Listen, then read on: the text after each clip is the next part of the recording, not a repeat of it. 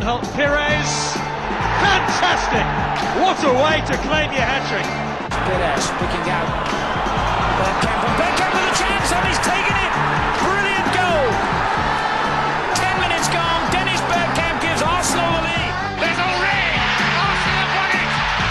Arsenal have won the game!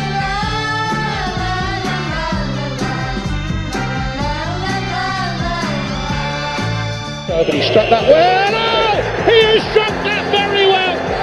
Arsenal have the goal in Napoli. Bellerin. Ramsey with the run from midfield. Aubameyang. Beautifully done. And here's a chance for Arsenal. And he's tapped it home. Mesut Ozil. Great start for the Gunners.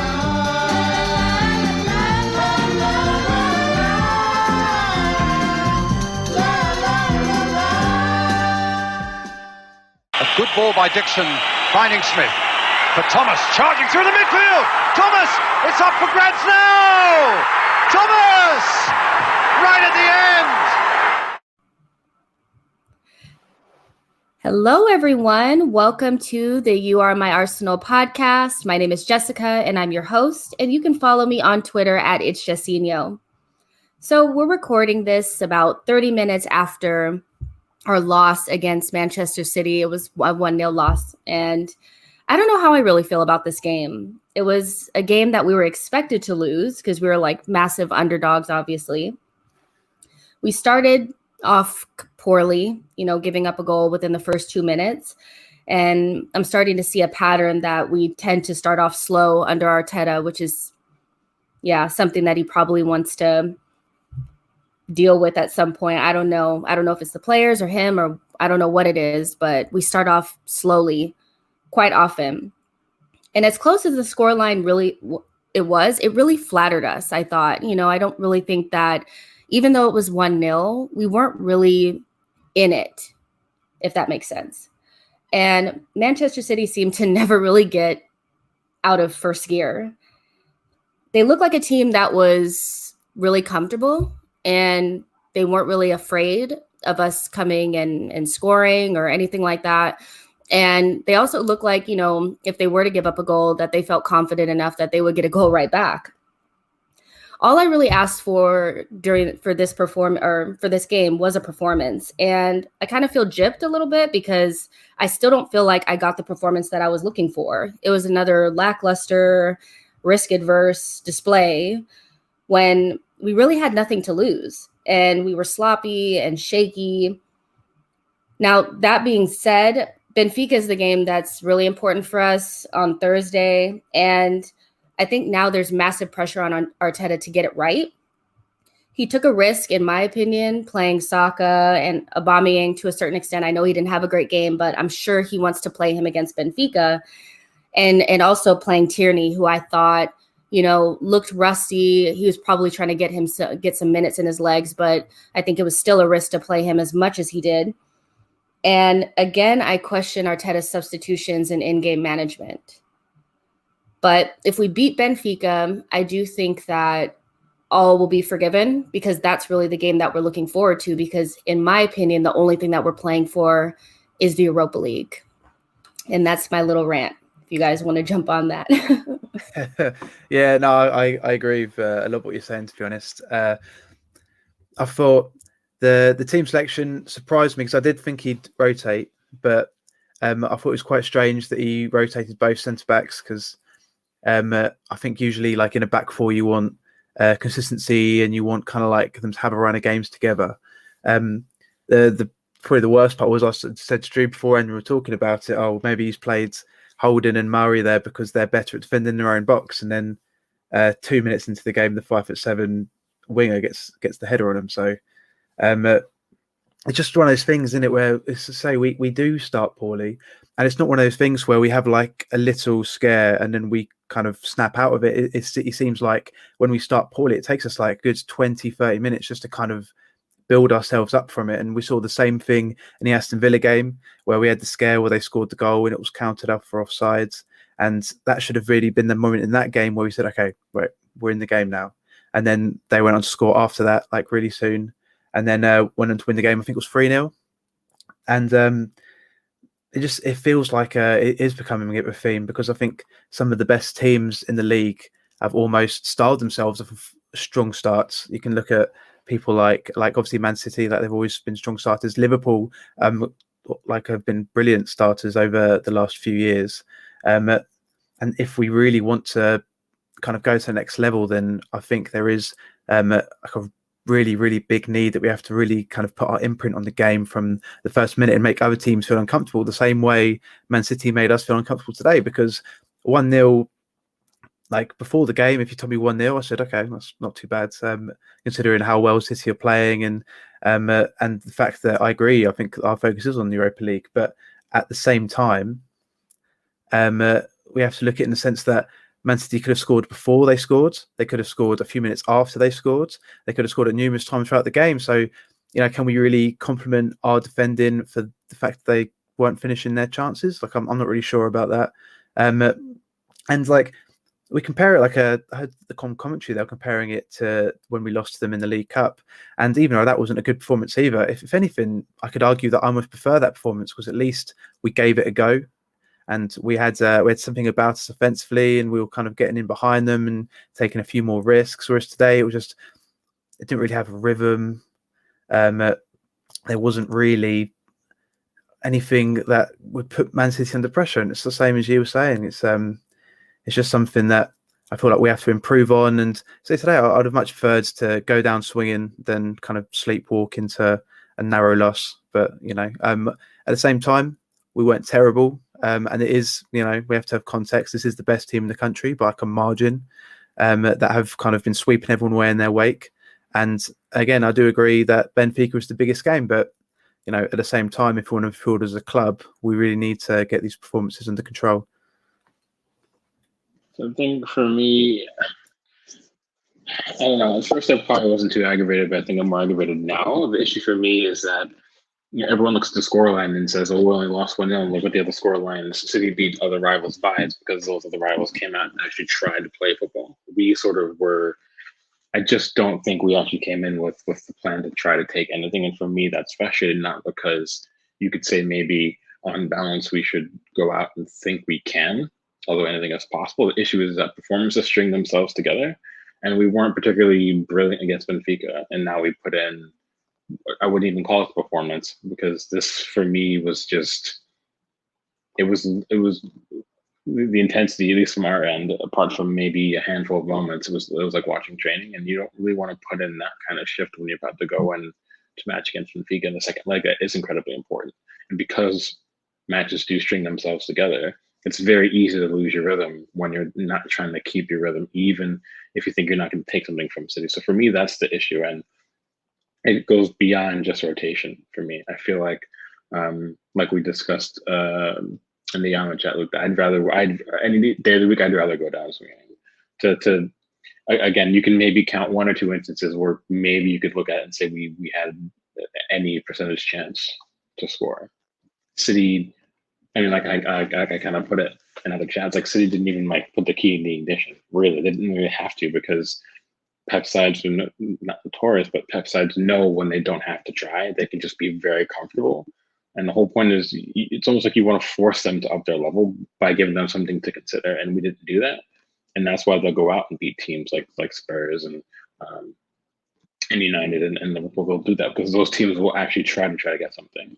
And even if Spurs sit back and counter, even when they do try to counter, they counter with intent at the very least. And then with us, it's like when we did have chances to counter, a lot of the times we pass that up for the sake of keeping the ball. And that's all well and good. The problem is City press so well. And the only way you're going to break a City side down is by getting them off the back foot, or keeping them on the back foot rather. So hitting them at pace on the break when you have a team built for that today with Pepe in 11, with Aubameyang in 11. And one or two times where we did really kind of threaten is when we kind of took that space quite well, and then we just stopped doing that. So obviously you could say that this was with Thursday in mind, but then again, if you have Thursday in mind, you still want to see something that you can take into Thursday as a positive, and I can't see any from today. It's easy to say we only lost 1-0, but we only had to lose 1-0. She didn't have to go on and get a second and a third and the fourth goal. And they almost got those anyway, even putting in the bare minimum requirement of effort today, because they're also looking forward to Champions League as well. they're in for competition still, and the nature of how that club has been structured since Pep came in is they want to win everything. So they're still looking at midweek, and because they didn't have to put in a much harder shift today, they can go and start their best 11 midweek and not really have a care. They might have to make a lot of rotational adjustments for themselves. So for me, it's a little bit frustrating. But I mean, I guess I'm not necessarily surprised. But the key now is, if this is a performance we're going to look at in hindsight, we have to go into Thursday and saying anything less than a win would be unacceptable at this point. So that's the trade-off. Everyone would probably be fine with today if we go on and win Thursday. If we lose Thursday, then what was it all for, kind of thing. So I think for me, that's kind of the bigger question. But we'll wait until Thursday, so we'll just see how the build-up is. Yeah, I agree with what both of you said, and just to kind of expand on it just a little bit more, just because it's really just one thing with Arteta that really just I don't really understand is why the team looks so. We have a theme of describing our performances of lack of energy, individual errors, coming out slow, flat, shaky, sloppy, things like that. And I have no doubt in my mind that Arteta goes over and over and over the tactical part of the game with the team. I know they're prepared, but what is he doing before the game to get them up for these games? I know that this game it really doesn't mean a lot because the league, in my opinion, is done. And there's not a lot to play for. But like Drew said, you need to be able to gain momentum. And this team is not good enough to just turn it on and turn it off. I don't see, that type of mentality where it's like, okay, well, we played bad today. Let's just stop it. Because we didn't play that great against Benfica just a couple of days prior. And a lot of the people that played today played then as well.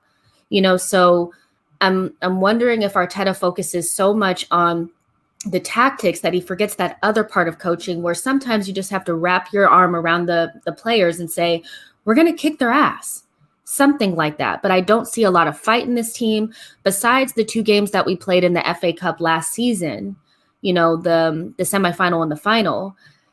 This team lacks fight. It lacks energy. It lacks, just that feeling of we're just going to go out and get it. And during the commentary, the American commentary that I was watching, they kept referring back to Everton's game just a few days prior against Manchester City. I'm pretty sure they lost that game 3-1, but what they kept talking about was the fact that Everton actually put themselves out there. And I think that that's what we're talking about is no matter how close the margins are, which is something that Arteta likes to bring up very often, which is the fine margins and the fact that they didn't really create a lot of chances. The fact is that you can't deny what you see with your eyes, and we're not performing against teams that are better than us. We don't come out and actually play them, and that's frustrating. And going further into a competition like the Europa League, it's going to be, we're going to have to put all of our eggs in those baskets. And I would just, or in that basket, and I would hope that we can turn this around against Benfica in the week and really put out a performance, because if we don't, there's going to be a lot of pressure on Arteta. I don't even want to know what it's going to look like on Twitter if we don't win that game on Thursday. I think that's kind of a lot of the point. And I know, Luke, you want to say something too, but that's kind of the point, right? It's no one's going to, let me rephrase that. People who are sensible won't get mad if you lose, if you put in the requisite performance. If you're just beat by a better team, that's fine. It's very, very rare where sensible people get mad about losing. Even sensible managers, you will not get mad about losing if you actually show something in the match, if you had your chances and it just didn't, and the pendulum just didn't swing your way that day. That's part of football. It happens. Even the best sides, even Bayern can lose. So, but for me, again, that's why I'm looking to Thursday. Now, if we go out and we don't progress in the competition, then you have to question everything at that point. Working from the first leg through today and then to next Thursday, you have to look at it at a smaller scale and try to maybe consider that it could be part of a bigger problem still. And obviously, we're still in the rebuild, we're still trying to get a lot of things right. But one of the things that isn't part of the rebuild is how you approach every match on the fixture list and looking at the scenario for what it is and trying to see the best way you can get through it. I don't think that we handled this well. I think it's interesting because I would rather, and this will be where the debate comes in. I would rather have started our strongest 11 today and made rotations for Benfica, and that's no disrespect to Benfica, but the fact is Benfica, for me, you can be a well-drilled side and take your chances and beat Benfica. You don't need your very best players to do that. And I think we almost kind of showed that when we played them, because I don't think we played particularly well against Benfica, and they only really had a very small handful of key chances, whereas I feel you could have looked at it and said we probably should have won that. And I don't think we particularly played well. And for me, I do think that Arteta would know how to maybe get something. If you look at the match today, you could kind of maybe say that you could kind of see what he wanted to do. If you stay close enough with City, they do. I think the one criticism of any Pep side is if you stay close to them and then they get to into the regimen where they're at 20% because they don't have to get out of the first gear, you can then catch them when they're lethargic, and you can blitz them for a goal or two, and then they have to up their level, and then they open themselves up to a counterattack. So I think maybe that's what Arteta was going for, but it just didn't come off well. But you still need to put in the right performance to take that chance when it comes to you. I don't think we would have done that, but I think if we would have had our best 11 there possible, I think we could have actually gotten that. And again, against Benfica, you could make some changes and say that you could probably still go out and get a result against them, because I don't think that they're particularly impressive, even when they're fully fit. They're not having their own greatest season. They have a lot of questions at the back as well. They do spare a lot of chances. They don't really create a ton, and I would say that there may be quite a few other Premier League sides who play similarly to them, so we're used to it. We're not playing an unknown anomaly, and you kind of know what you're getting. There's a lot of technical quality. They like a lot of combination play, but if you're well drilled, you can kind of offset that a little bit. So for me, I would have rather focused on this, because I'm one of the few in the camp that thinks that we can actually still get Europa League through the league because of how close things are. From United down to almost, kind of where we're sitting. We're really not, I think we're only 6 points out of Europa League as it stands. There's 13 matches left in the league. So while it's not a guarantee, anything is, like, if you go on another good run, 6-7 matches, next thing you know, you're in competition again. So, and we might be in that scenario if we get knocked out of Europa League. But I'd rather be in a better position to maybe pounce on that opportunity if it came to us. But then, I guess that's a whole nother debate. But yeah, I just kind of feel like we're not going to know what we have to work with until Thursday. I think we can all agree there, and then we have to take it from there. And then if we do progress in the competition, who we're going to get in the next round might also then decide how we're going to approach further Premier League matches. If it's someone who's quite difficult, then you'd say if Arteta's taking the Europa League seriously, then we're going to have to start our best 11 in those Europa League matches. Say we get somebody like Inter or whatever it might be. You have to start your strongest 11. There's no question about it. So then how do you approach the league matches going forward? So yeah, it's tricky. I know Luke wanted to come into, I think so. Yeah, I think that one of the kind of constants we've seen from Arteta since he has come in is that he's been tactically astute. But I do still think there's a line of how much instruction that you give your players, and I think that maybe is representative in some of our performances, in the sense that even though we're in an era of football at the moment that's highly tactical and very based around very concise counter pressing and positional play, there's still an element of problem solving which will always be at the heart of football. And when you watch when I watch Brendan Rodgers' Leicester team or just Brendan Rodgers' team in general, they're well drilled, but that they understand as well, that they can solve problems in the moments. And another example I can give is I saw a really interesting interview with Thomas Tuchel when he was at PSG, where he said, freedom is great. He wants to give players freedom, but freedom within their own box. So Verratti, give him freedom in his own box, but he'll never say to him, this is how you solve this, this is how you solve this, because players like that will find a solution themselves.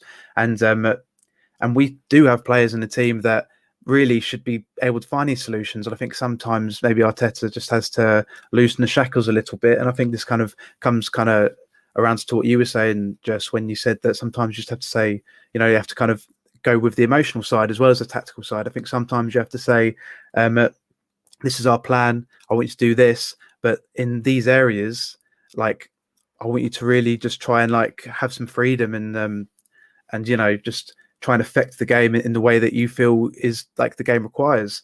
I think like one of the main things that I felt sad, because like I felt like considering like the season we've had, I felt like really like emotionally ready for this game, in the sense that I knew we were likely to lose. I knew there was a possibility we could get something out of the game, because like the FA Cup final last season shows that we have the capabilities to get Man City. But I felt like I was kind of prepared for either way. Even if we were to get like really spanked, I thought I'm really prepared for that. But like similar to what Drew was saying earlier, the game felt like when you arm wrestle your dad and he kind of lets you like nearly get him down, and then suddenly kind of like throws you up, and then it's kind of, you did all right, kids. But it's like, realistically, the game was over in the first minute the same way. In terms of like the league, I still think we get the Europa space in the league. I think that in terms of ambition, we need to do our best to try and win the Europa League as well, even though it's going to be a tough task. Just because if we can get into the Champions League, which obviously again is going to, like, we're not necessarily favourites for the competition, but then even if we get a few lucky draws maybe after Benfica and get through to the final, then get the money we can get in from the Champions League kind of changes our position really dramatically.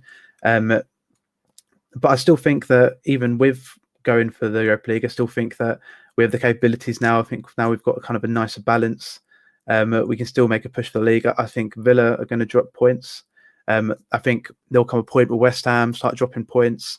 I think we're a better team than Tottenham. So, like, I mean, I don't know when it will happen, but like, I'd be pretty confident we'd overtake them at some points. Like, so I do think that it's possible that we get Europa League for the league as well as competing in the Europa League. But there is going to be a point where we are going to have to make concessions, and like these kind of games kind of tells us where Arteta's priorities lie, maybe. Yeah, and I hear what you guys are saying about we still have an opportunity to get up the table. And I think mathematically we do. But I'm looking at our next couple of games and I'm thinking to myself, like, okay, we're playing teams that are above us that we're going to have to take points from. And I just, seeing the way that we perform against teams that are above us doesn't give me a lot of confidence that we can take points and move up. We have Leicester, Burnley, Tottenham, West Ham, and Liverpool. Besides Burnley, all of those teams are above us. If we were to take points from them, then we'd be in a really good position. So for me, that's why I'm saying, like, I think Arteta needs to dig deeper into the mental side of things and not so much into the tactical side, and not overthink things. I think sometimes we almost shoot ourselves in the foot by almost trying to be too smart. And sometimes it's just best to play your best lineup as the best lineup that you can pick and just galvanize that group into believing that they can win the game, because I don't think that team today thought they had a chance to win that game. I don't think we go into very many games against the teams that are above us and feel like we can beat them.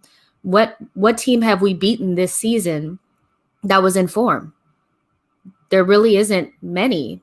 Maybe Leeds, when we beat them, they were okay. But most of the teams that we've taken points from this season have been either at the beginning of a really bad run of form, or they were just way worse than us. So if Arteta wants to continue on in the league, which mathematically is a good chance for us to make it into Europa League, then he's going to have to change his approach moving forward. Because if we don't take points from these next couple of games, I don't really see it. Personally. The thing is that, but that's also the counterbalance, is that we control our own destiny because we're playing teams that are ahead of us, because we can directly take points off of teams that we're trying to catch in the league. And for me, I think that's where it boils down to. And and I think a lot of it is also when you are, I kind of hate using this point to kind of maybe hammer it in, but when you are a club like Arsenal, you should actually look to go on and put your best about you in the league, even if it's not the greatest season. And another example is that we haven't scored in 6 of our 11 home matches in the Premier League this season.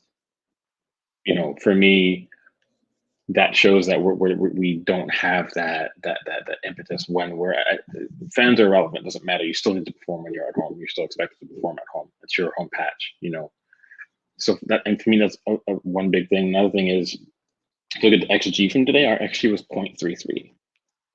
That's what I mean. Like we literally we did very little, the bare minimum. And I think for me, it's hard to galvanize players to go out and try to win when you don't set your players up with the right platform to go out and try to get something. So that's the problem. And that's why I feel like I'd more side with Luke than to say that I think we can go out and perform as best we possibly can in both competitions instead of ruling one out. If I had to pick, I would rather focus on the Premier League. But if we don't have to pick, and we necessarily don't, I think we need to focus on both because, again, matches string themselves together. It's hard to go from one competition to another and try to get results when you're not getting results in the other one. If you're dropping points in Premier League, it's hard to be confident going into a Europa League match, and you just got bounced out in embarrassing fashion in the Europa League. It's hard to go back into the league and then press the reset button and push on from there and get results. So, form isn't just cyclical. Form is in direct connection to everything else. One performance after the other is how you bounce things off. You can't segregate your season and say, well, we're in form in the Premier League, so we'll be fine over here. That's not how that works. So that's why I wanted to go out and show something. And you can rotate the side however you necessarily want to or don't want to. That's okay, based off of what the rationale is, but you still actually have to perform when you rotate. And my thing is, I don't think we do. So if we're not going to be able to put in consistent performances when we rotate, then we may as well not rotate at all, unless we have to based off of fitness or injury concerns. That's why I questioned today. There's literally no reason to drop the center back pairing. None.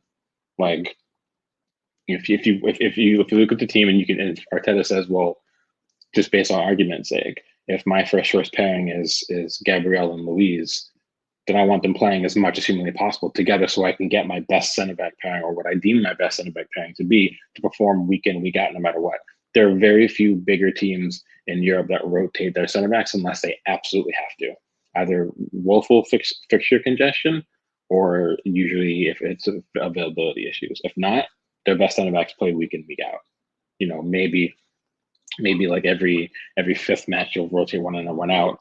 We don't rotate both of them. We still need one of them to play at the very least. So rotating both seemed just very, very off to me. And that's one of the questions that I'm going to have moving forward is, if you're going to rotate, you can't over rotate, because then it's hard to find that form when you're looking at so many bigger changes in the team that need to be bedrocks that need to not be changed so much. So, and something we brought up in the last podcast is that we need to make sure as we move forward with Arteta that he keeps getting things right in terms of team selections, but also substitutions. And I think for me, that's probably one of the bigger questions with him. I think for a lot of the fans as well, it's the same thing. It's just like, just to find consistency, you have to do the right thing. And I think keeping it simple, like you said, is a way to find consistency. Don't overthink it. Don't make changes when you don't have to. Don't tweak your system when you don't need to.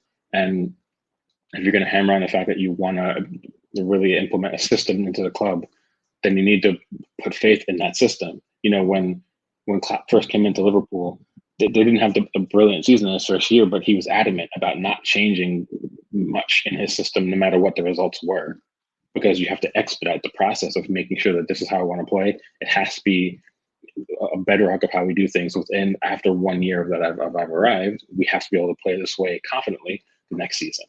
And I don't really know if we can say that under Arteta yet. And I think for me, that's probably the bigger question, because I think he tinkers too much. And when you tinker too much, it's as much as not tinkering at all when you need to make slight adjustments. And that's kind of the issue that Wenger had. You can keep the same principles, but you need to be able to make subtle tweaks. And our commentary that Jess and I have in the US mentioned that with City, it's that they were able to flawlessly operate without a recognized center forward, because the little tiny tweaks that happen in their movement in the final third don't rely on them having a traditional center forward. They want someone who's highly mobile, who can interchange with the wingers, who can come back into midfield, who can swap positions with KDB, who was going to make that run in late into the zone. So it's easier for them to take pieces out and put other pieces in and still operate. So, and I think that's part of modern football. And that's something we also mentioned in the last podcast about who we want to bring in the summer. You have to have players that are versatile.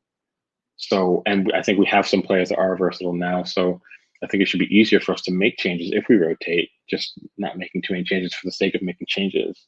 Not sure if that makes as much sense as I hoped it would, but for me, if you're going to be consistent, you have to give yourself the platform to be consistent. And I'm worried that we're not going to do that.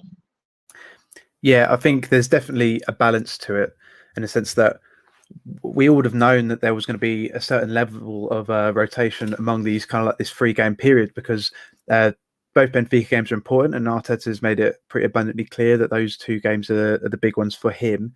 And then, as Jess was saying, the run of form, or like our run of games after this, is going to be really, really important to stealing points off the teams above us, which will, give us an actual decent chance of actually getting Europa League places by the end of the season.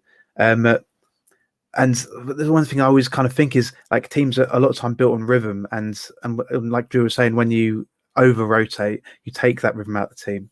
And today I got the feeling that when I saw people like Holding come in and Mari come in and El Neni come in, that it felt like the plan was that we'll get people behind the ball, we'll try and frustrate them, and when they open up, we'll try and counter them, and we'll just see what we can get out of the game, and then we'll kind of get the main team back in for Benfica. But obviously, when they score in the second minute, that game plan's out the window. Man City don't really have to open up any more than they really want to at that point, and we didn't really deviate from that plan, which I think is one of the main reasons. But at the same time, I think that even though I do think we need to focus on both the league, I think it's really important we get in the Europa League spaces for the league as well. Like, I look at the Europa League at the moment, and I think that, like, there's an opportunity for us, if we get some lucky draws, to like quite easily go ahead in that competition as well, without having to burn out our first 11, in the sense that, like, we're not in FA Cup anymore. It's another competition down. We didn't go particularly far in the League Cups. That competition's already kind of out the equation as well. I'm looking at the last round of games, and like clubs like Dynamo Kiev, Club Bruges still in it. Young Boys beat Leverkusen. Donna Zagreb's Krasnodar, like Shakhtar Donetsk, Granada. Like, there's still a lot of teams in that competition that I'd say we should comfortably beat, even with a rotated team. And if we were to get any of these teams, which I think, like, looking at it now, like, I'd say that, the odds would be that, like, we could get a team that is in that kind of realm of level. We could hopefully be able to kind of manage rotating between the Premier League and the Europa League without having to kind of like give Smith Rowe what felt like 8 games a month, or like, today Saka looked quite tired, even though he was one of our better performers. We have to kind of do our best to keep players out of that red zone, but also, when we do rotate, we have to make sure that we protect players enough that we don't have to rotate as many players that the team loses their rhythm, because that's going to be the main thing, like, for me anyway. Yeah, I agree.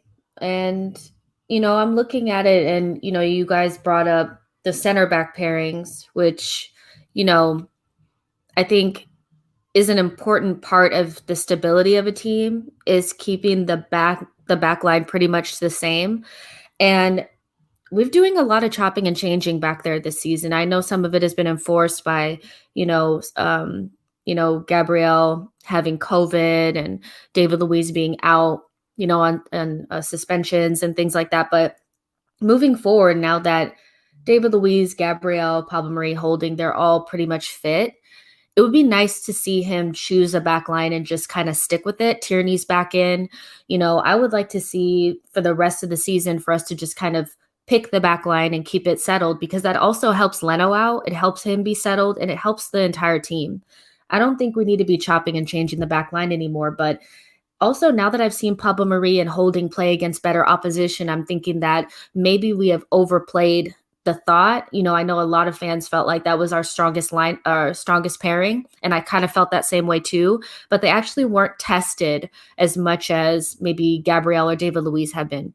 Holding and Maria played together in that little run in between after Christmas, where it was, Brighton and Crystal Palace and West Brom. And I didn't particularly think Marie had a great game, and he kind of showed what some of his frailties are. For you guys, what do you guys think the best center back pairing is? I know I'm just kind of throwing this out here, but now that you've kind of seen all the pairings together, which one would you choose going forward for the rest of the season? Well, regarding Marie, I think it's hard to judge him because he hasn't played since January. He hasn't played the whole month. I think it's been 5 or 6 weeks. So I'm not reading too much into how he performed. However, I do still think that if I had to pick between a left-sided center back, I'd pick Gabriel, and so then by extension, I'm picking Luis, because I still think Gabriel and Luis communicate better than, say, Gabriel and Holding. And I do think Luis is that, still has that bit of calming presence about him. So for me, I think that's our better pairing at the moment. And then moving forward over time, throughout the rest of the season and preseason, depending on what we do with business, how things go on with training, it could easily evolve into, say, Gabriel and Holding. I think there's a reason why we extended Holding. No one's quite sure what that means yet, whether if we're just locking down a very good rotational center back that we're going to use, or if we're trying to make him first choice moving forward. So if that's the case, then you want to work on the Gabriel Holding partnership. But at the moment, it's kind of hard to say it's the right time to work on it. Then again, it's about striking a balance, which is what Luke said. For me, I would go with Gabriel Luis for the moment. I feel like it's a more versatile pairing. I think Mari is a pretty good ball-playing center back in terms of that side of his game. I think his weaknesses are easier to exploit more so than Gabriel. I think Gabriel can be rash and he can maybe press a little bit too much, but at the very least, he does have. You don't feel like you're condemned to conceding if he gets beat. With Mari, it almost seems like if he's beaten, then it's almost kind of like a lost cause. And kind of like how, no matter how great of a center back he was overall with Mertesacker, if there were those few times when he was beaten, that was it, because Koscielny was off pressing somewhere by instruction, and then if they beat Mertesacker, he was never recovering. I get that same sense with Mari. If he's beaten, he's never going to recover. Really, he has to hope that Tierney's in position or someone can slide over and he can take their place. So I would go with Gabriel and Luis for me. Yeah, I think I've got a similar kind of a similar dilemma in my head as well, in the sense that I think there's a certain kind of anarchy with Gabriel, which I mean is mostly a positive, in the sense that he's got a lot more pace on the ground. He's obviously, like, we know he's a lot more mobile than Murray. I'd actually say that Murray at the moment, for me, is a much better defender, but there's like other variables that Gabriel kind of has, where, like, similar to what Drew was saying, recovery pace. I think he has a nicer tendency to there's been points where Gabriel, when he gets on the ball, he'll take it past a player, and then he kind of like would just drive a ball straight through the middle of the pitch, straight to like one of like the number 10s. And I think that's one of the qualities about him that I really like. And I think even though Mari is very tight on the ball, I think he kind of more goes with the kind of calculated, safer balls. I am also in the camp that I think that as two defenders, I think Gabriel and Holding would actually complement each other, in the sense that Holding is kind of much more likely to kind of drop into his own box and is good at kind of like getting the headers out of the box, and Holding is maybe a more defensively sound, consistent presence than Luis. But like, I think like the fear would be there might be a language barrier. I'm not sure how Gabriel is with his English at the moment, and obviously Luis and Gabriel kind of like Portuguese in common. So at the moment, that could be the pairing. I was surprised they were dropped today, because in the last few games, I think they've been largely untested and quite impressive, to be honest. Gabriel, I still think he's got a way to go, and I think like his kind of last few games before he kind of came out of the team, like when he had the red card and then he was kind of off with COVID. Like he was kind of starting to act out a bit rash then. I think he started the season really, really well, and he was quite safe and secure, and like kind of miles our best player for the kind of first part of the season. But it kind of, as you'd expect with a young player that hadn't like really in his professional career played a lot of games. Even at Lille, he had only played, I think, like a season and a half worth of like consistent first team football. So now I think the last few games, Gabriel's kind of started to get back to that level, and it could be that it's the communication and leadership of Luis is kind of like guiding him towards that. So I think that for the time being, I'd be in the camp that it'd be Gabriel and Luis as well, and that's the centre back pairing I'd expect to see against Benfica. But as two players, and I'd hope in the future, if another centre back doesn't come in, then I'd hope to see Gabriel and Holding be able to kind of work out a different partnership, because I think their profiles could still suit each other. Yeah. I I agree with you guys. I think that for me at this particular moment, it's David Luiz and Gabrielle because they seem to have the most solidified partnership at this point, and I think it's it's probably because they speak the same language and they have a good balance to them. But yeah, in the future, if Holding stays on and we don't bring anybody in, obviously we'll have to figure out a way to get Holding and Gabrielle playing well together. So I do think this is a good time to drop in one of the questions that was sent in to us. And this is going to be from Clayton. He asks, is Xhaka as big of a problem as some of our fans are making him out to be? I thought he was one of, or if not the best player for us today. So for me, of course, I have a love-hate relationship with Xhaka. Drew has helped me, mend that relationship over time. I'm starting to see a little bit more of his quality. And I think that him playing with a mobile box-to-box midfielder really helps him. I think he has too much on his plate when he doesn't have somebody like that with him, like Thomas Partey. And when you ask him to do too many things, like most players, he's not able to do them all well. When you give him just a specific one or two things to be responsible for, he does them really well. And I think today, even though he was playing with El Neni, who I thought was probably one of the worst players on the field for us today, I think he still showed that he's improved a lot since, the beginning of the season. He was still solid. He still had that out ball to Tierney, and out of all of the players, like most of the players except for Saka were pretty sloppy on the ball, and I thought that he was pretty neat. He did pass backwards, but I think people have to remember that, when it's not on, you can't just pass forward to people that are not running and people that are not showing. And I thought the front line was pretty stagnant, and he found the players forward when they were actually open. So I agree with Clayton here that Xhaka was one of our better players today, but I'm interested to hear from you, Drew, since you have helped me mend my relationship with Xhaka. Why do you think he's such a divisive figure in the Arsenal fan base, and why is he always a constant target, even when he plays well? I think he's divisive because I think, well, for two reasons, and I've kind of said this. One, the fans convinced themselves that he was something he wasn't when we were linked with him when we first bought him, and a lot of that is just down to ignorance because people just didn't either listen to those who knew, or they just didn't do their own due diligence of finding out for themselves through whatever means they could do to figure out what kind of player he actually is. And that a lot of those misconceptions and misperceptions have sort of sat with those same fans throughout his entire tenure at Arsenal. That's the first thing. And the second thing is I just kind of feel like a lot of our fans still to this day will compare current players to former players and say, well, this player isn't like player X, player Y, player Z. And then off the back of that, they won't rate them. And you can't use former players as a stick to beat the horse with just because Xhaka is not like, say, Patrick Vieira as an example.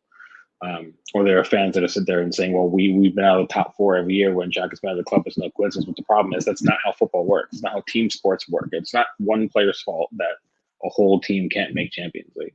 So I just feel like it's just very poor, convenient arguments. And that's something I kept saying, and I do try my best to sort of direct people in the right direction. I do know one or two people who work inside Swiss football who have seen Xhaka for basically the entirety of his career, and I'll just refer the people who have questions to them. Oliver Zazagur is one of them. If you want to find him on Twitter, just Google him. I mean, just type him in the name. He's one person that has been saying ever since Xhaka came to the club that he's better with a three-man midfield, and then if you look at the way Switzerland use him, he's always had at the very least a box-to-box player next to him. And the same was at Gladbach as well, because he had a partnership with Mahmoud Dahoud, who is a good technical box-to-box midfielder. Where you're not relying on Xhaka to do so much when he's on the ball, off the ball, but also driving play, also having a track back. It's just not all players can do everything. If you keep his job simple and highlight what he is very good at and allow his midfield partner or partners to handle different responsibilities, like in defense, then you will see more of his better qualities more consistently. And I think that's why I was so curious to really kind of see that partnership with with Thomas Partey form up, because Partey is a box-to-box player. He's not just a strict defensive midfielder. I think we've seen better Xhaka performances when he's had Partey alongside him. He's been able to focus on trying to break the press with a deeper pass, splitting the lines, not just recycling possession. Like, you're seeing more of that direct ability from him. He's even gone on into the final third a little bit more frequently as well, and that's something that he's had in this game at Gladbach that we haven't really seen at Arsenal very often. It's also, you see it for Switzerland as well. You can go back to the Nations League this current season, and Switzerland's 2 performances against Germany, where Xhaka was constantly popping up on top of the box and making those late runs in. He does have an offensive side of this game that I think has been tapered at Arsenal that we could really use moving forward based off of the system we want to employ. So, I just think the divisiveness from it comes through a lot of people having misunderstandings about who he is and what he is as a player.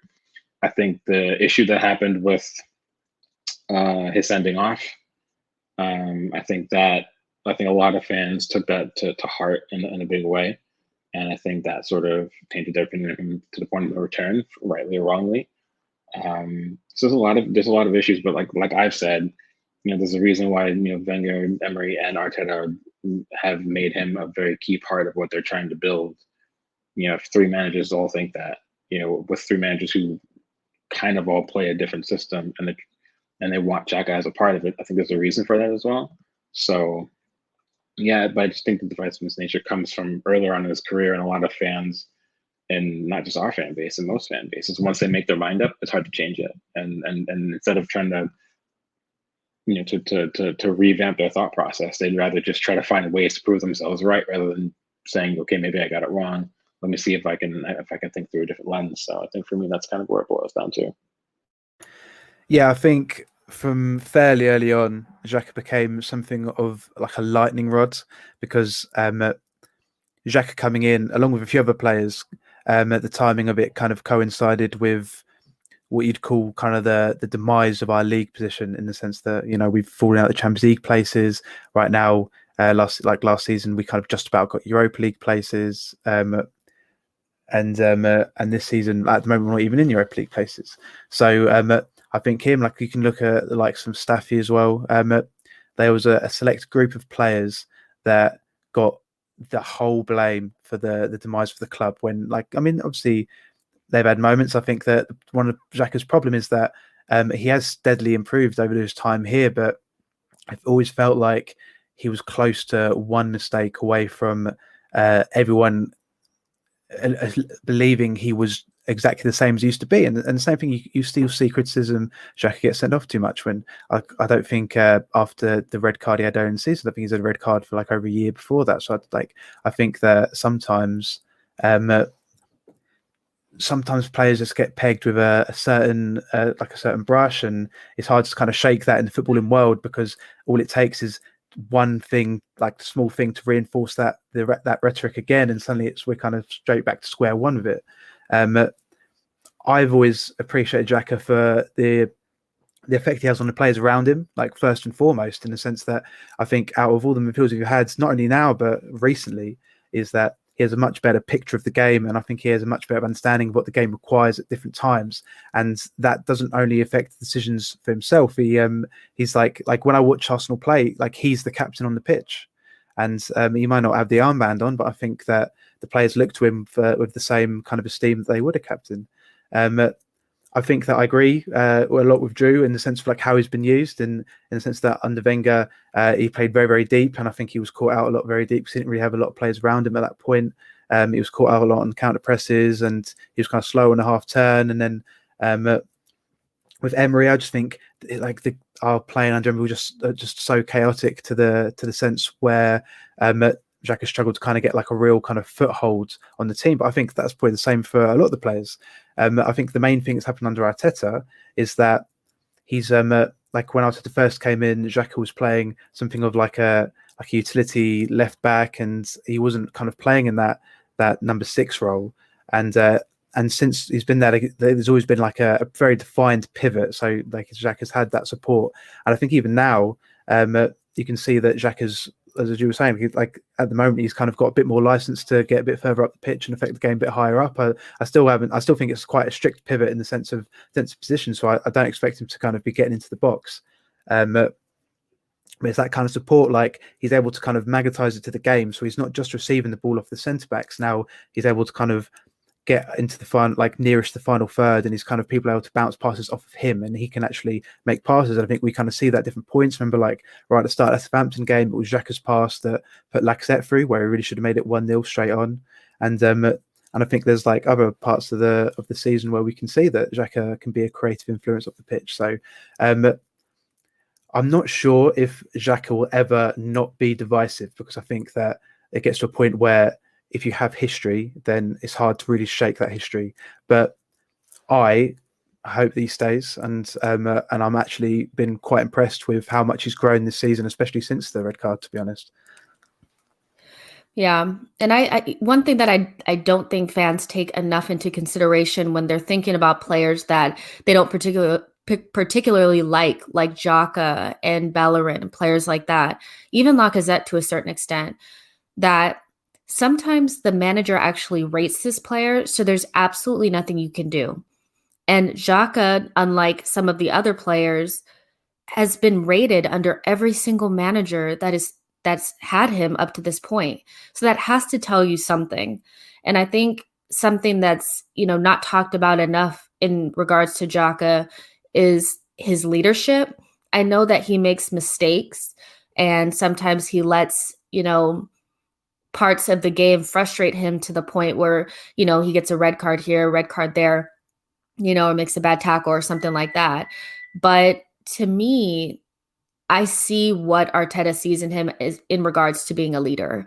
And we don't have many of those, so it's easy to see when people have those qualities. He does show up regardless. Even if he has a quiet game, it's not like he's hiding. It's just about game state, but he always shows up. You can tell that he's vocal out there on the pitch. And those things are important when you have a captain who is not vocal. And I think Xhaka suffered a little bit in today's game because obviously we're playing one of the best teams in Europe, but he didn't have a direct out ball when he got the ball. So if he couldn't get it to Tierney and Saka was being kicked, the next available person should have been the striker, but Aubameyang was nowhere to be found. And I'm not really shocked that he didn't have a great game, because when he plays center forward against teams that the better teams, he tends to drift in and out of the game. And I hate to make it all about Aubameyang, because some of that is probably just the fact that he's not very physical. So if you try to give him the ball with his back towards the goal, he's never going to win that against a Ruben Diaz and a John Stones. But I think we're seeing kind of like a pattern with Aubameyang that, for me, and this may just be me projecting, but he's a good time player. When we're playing well, he plays well. When we're playing bad or we need, a little bit more, he doesn't really come with the goods. And I thought he had a pretty poor game today. We have a question about Aubameyang from Jamie Osborne, which is at Wilty Banter. Thank you for your question. He said, can Arsenal afford to keep Aubameyang? Now he's scoring less frequently and offers almost nothing without goals. Can Arteta's team carry an aging passenger? So, yeah, I think that's a really good question, but go ahead, Drew. I know you want. I was going to say, does Luke want to take this one first since I went first? Yeah. Last one, yeah, that sounds fine. Yeah. It's a really kind of odd one with Aubameyang. It's the thing is, Aubameyang's strength will always be in the number of goals, and when he's not getting the number of goals, then there is going to be red flags there. Obviously, now we know that Aubameyang is going to be here for a few years by the looks of it. Like, he's going to be on a high wage. It does seem like he's kind of past the peak. Does that mean that he can't still be like a very effective player for us? It doesn't. He can still be a good goal scorer. I'd be lying if I said I wasn't a bit worried to see like what level he kind of gets to. I think pretty objectively, he's had a poor season by his standards. But at the same time, like, I still think that in the right system with the right players, that we have and we've proven we've had in the past, he can be like a game changer. I think like every player obviously has limitations, and we look at Aubameyang in the sense that when he plays up top, like you can't really bounce passes off of him. He doesn't really do the dirty work that you kind of associate with a lot of the kind of the modern number 9s. And even today, when Lacazette came on, I did think there was kind of like a small jump in quality in the sense that people could actually hit him his feet. He could play there back to goal. He was actually finding players. And obviously, when he plays on the left, he doesn't really have the close control or the guile to kind of get past players to open up positions for other people. So it will just be with Aubameyang his goals, and we do have to hope that he kind of gets back to a certain level where he can be getting another kind of like 20-25 goals a season, because realistically that is the player he is. And I think that is something that we're going to have to look at over the next maybe year. I think if it gets to kind of January next season and he's still really, really struggling, then maybe we look at options. But up until then, I'd rather kind of be at least slightly optimistic and hope that he kind of regain his goal scoring form, to be honest. Yeah, I mean, it's hard to say that Luke is wrong. Obviously, Luke's usually never wrong. I'll never say that again, by the way. But for me, it's my issue with Aubameyang is the limitations.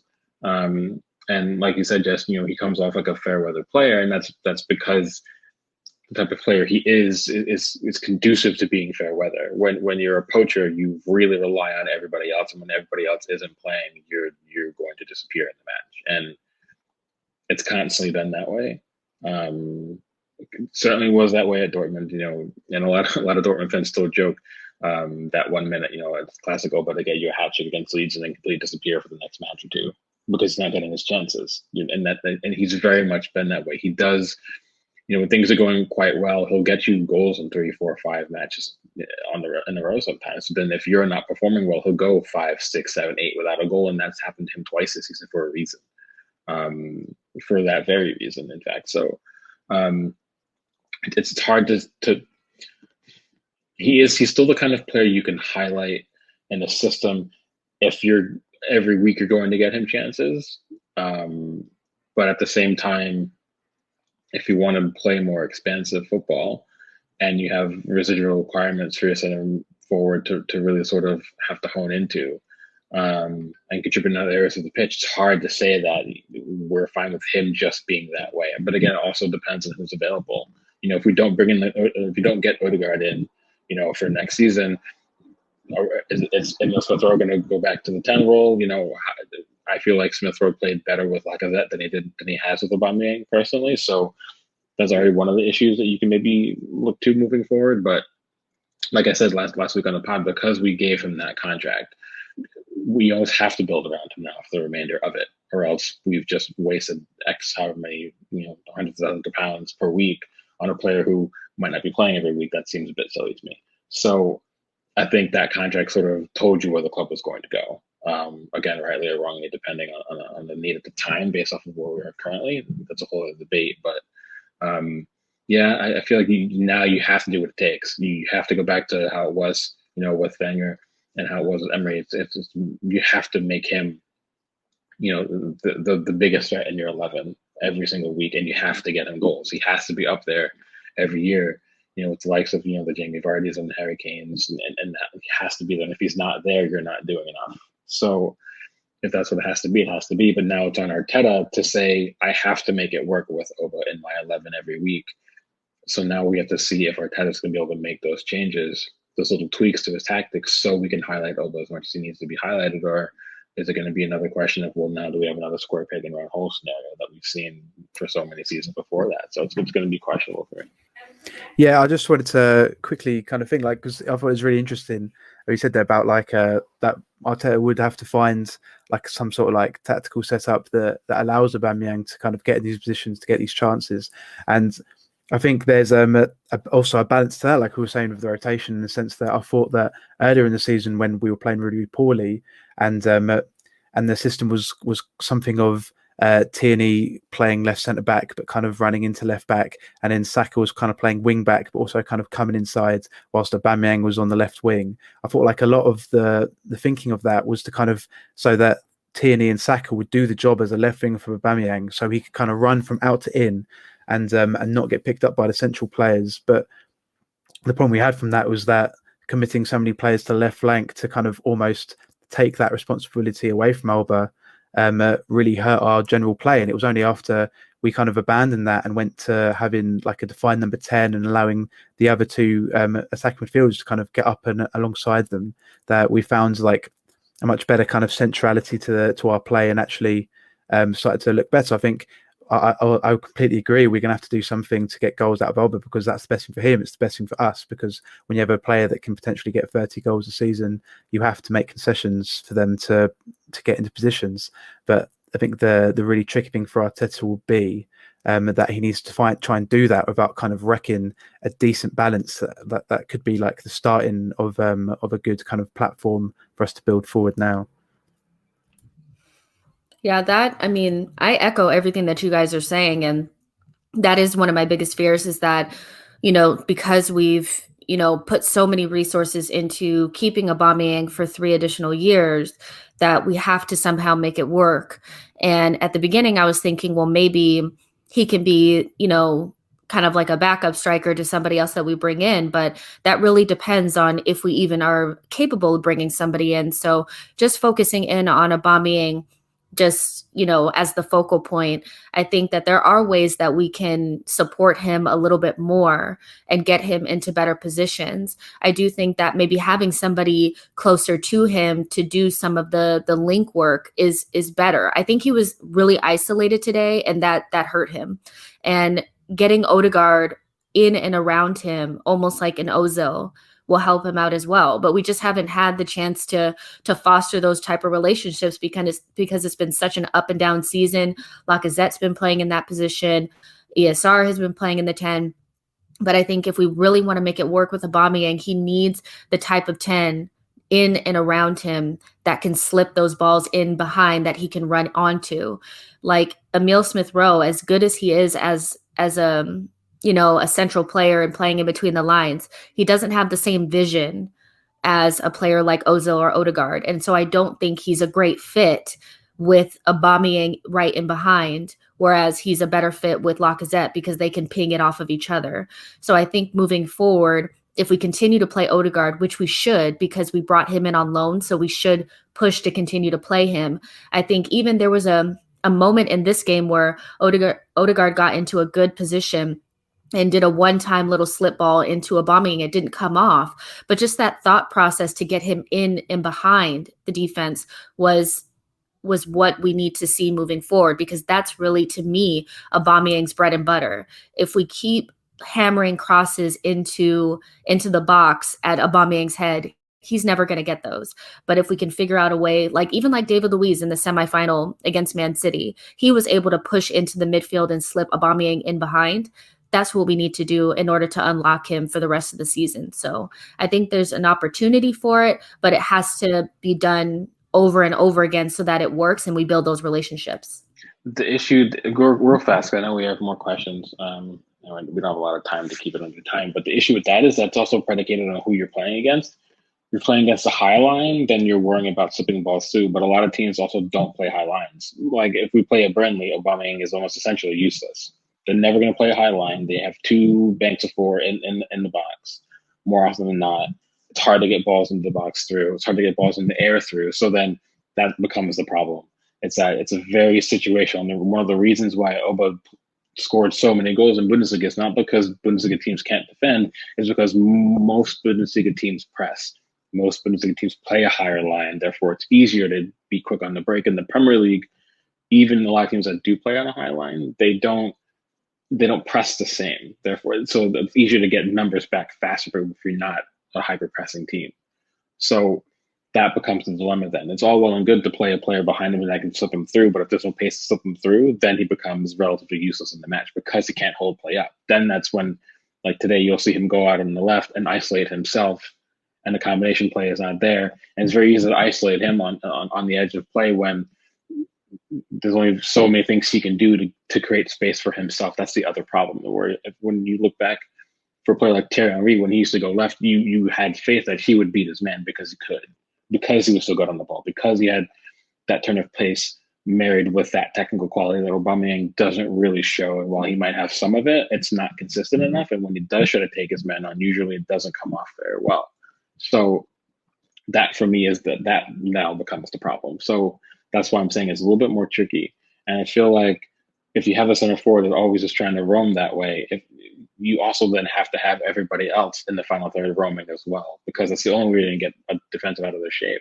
If Oba is roaming but Saka's not roaming and Tierney's overlap isn't an underlap, and there's three of them on the left-hand touchline, that's very easy to deal with from the marking standpoint. Two players can mark that instead of three because they're isolating themselves. So that's why that's why for me I feel like Lacazette made more sense as a center forward under Arteta, because he was just more versatile. You could ask him to do more things, and there are different ways to find space. And if he can't find space, that's where his ability to have combination play, one and two touch football with Emile Smith Rowe and Saka. How many times did we create chances with those three in a triangle on that central and right hand side, especially in that half space where a good chance came off? Even if we didn't score it, we just looked more dangerous, more lively, because it was harder to nail that down than someone who's just happy to isolate just because he's trying to make that same diagonal run over and over again. So that for me is the bigger question. That's why I'm saying Arteta needs to make tweaks now. If we're going to persist with Oba, we have to tweak the system so where he doesn't have to roam to the left always to get that space to make that same run he's relying on. But we have to do something different because it's just too easy to deal with when you're playing against teams that know how to defend against it, which most teams kind of do at this point. So. Yeah, I get that too. I was just thinking from just when he's out there, and like you said, when we play against high lines, that would work. But yeah, obviously if they're sitting back on us, Aubameyang is pretty much, I don't want to say he's useless, but it doesn't really work with him, if we can't slip the ball in behind. But just to kind of wrap this up, with our last question, this is going to be another question from Clayton at Gunnar Clay. Thank you so much for your question. He asks, do Arsenal fans need to temper their expectations when it comes to how fast the rebuild will happen? And I'll kind of start off with this because I think I've been kind of saying this for a while, that we really need to be realistic about the rebuild. I just think that we put a lot of undue stress on ourselves when we are looking at something and we're seeing other teams progress and we're not progressing as quickly. Well, guess what? We haven't been in our project as long as they have. And we've made so many poor decisions over the last 10 years that have led to us being at this point where we're kind of solidified in mid-table. No matter how much our players have cost, no matter how much we pay them in wages, that doesn't necessarily equate to we have the divine right to be in the top four. We don't. To me, I'm looking at a team that is performing like a mid-table squad, and that's pretty much where we are. We have a brand new manager who's he's a part of the project as well. We are banking on him, working out the kinks and getting better over time. They've already said that this is a 3 to 5 year project. So we really need to be more realistic about how long this is going to take. And I think we've seen progress in the way that we play, especially over the last couple of games, maybe the last month or two. And we've definitely seen great strides in our defensive solidity and structure and all those types of things.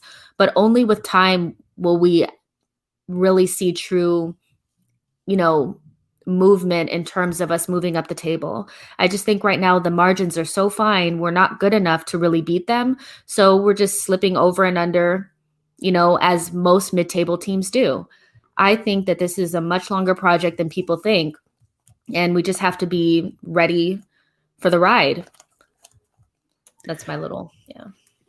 Yeah, no, I agree with pretty much everything you were saying, if I'm being honest. I get a bit kind of perplexed by a lot of times where I'll see the same kind of people saying how bad the squad is and it needs an overhaul, and then the same people will kind of be annoyed that one or two signings don't transform the entire team, because realistically it's not going to happen. We needs to know, in the sense that we our league positions have been steadily dropping season on season. The last seasons of Wenger were quite painful in that sense. Emery came in and it didn't work out, and now Arteta's come in, and even when Arteta was struggling in December, my opinion was always we should keep Arteta just because we need to at the moment we need like some sort of consistency. And even if Arteta was to go, which I wouldn't have been 100% against, even though I would have disagreed with it, it's because the results were kind of, it gets to a certain point where it's untenable. He was almost kind of lucky that he pulled it back when he did. But if Arteta was to go, then the next guy that comes in, the club really has to see a vision where they can put 2, 3, 4 years behind him to reshape the squad so that it actually fits together like properly. And I think that's kind of what we're seeing now. But it needs patience. It's not going to happen this season. It may not happen next season, but we have to kind of believe that if we stick to the route that we're on, then even if what we become isn't exactly what we want it to be, we'll still be a lot better than we are now. A lot better.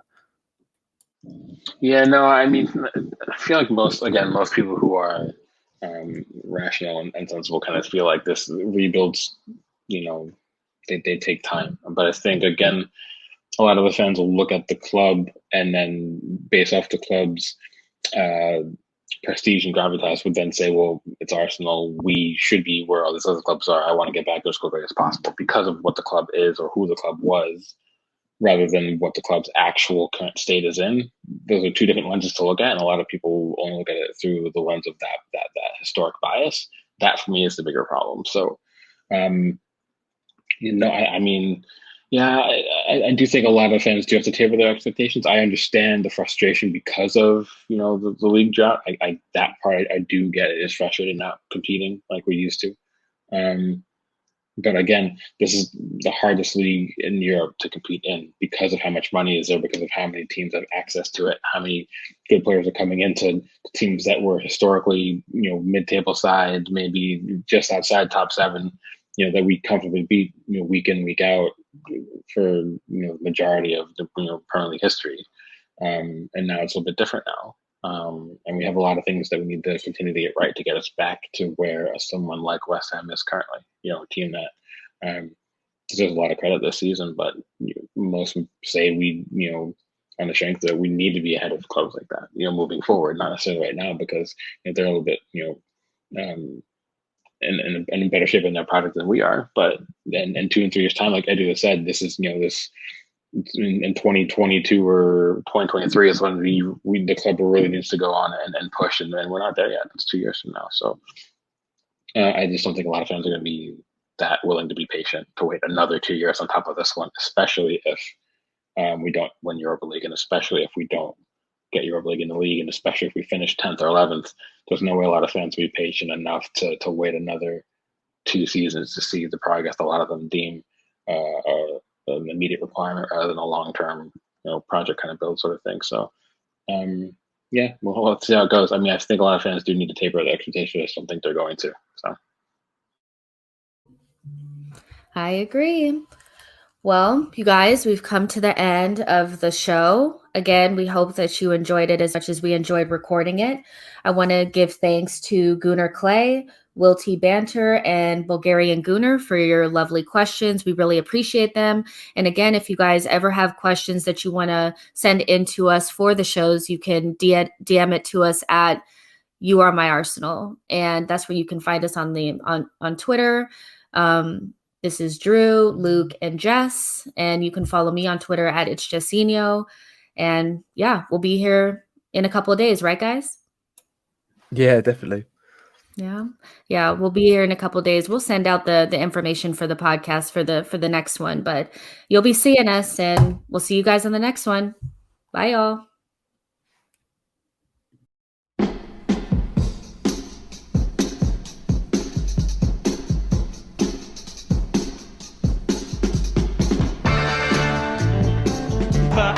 Can help Pires. Fantastic! What a way to claim your hat-trick. Pires picking out Bergkamp with a chance, and he's taken it. Brilliant goal. 10 minutes gone. Dennis Bergkamp gives Arsenal the lead. There's a ring! Arsenal have won it! Arsenal have won the game!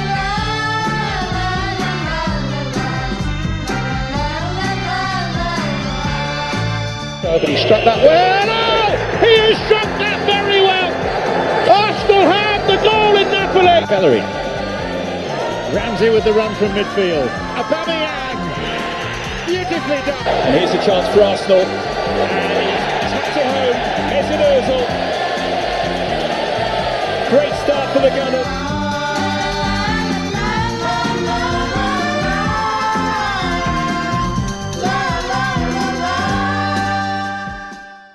A good ball by Dixon, finding Smith. For Thomas, charging through the midfield.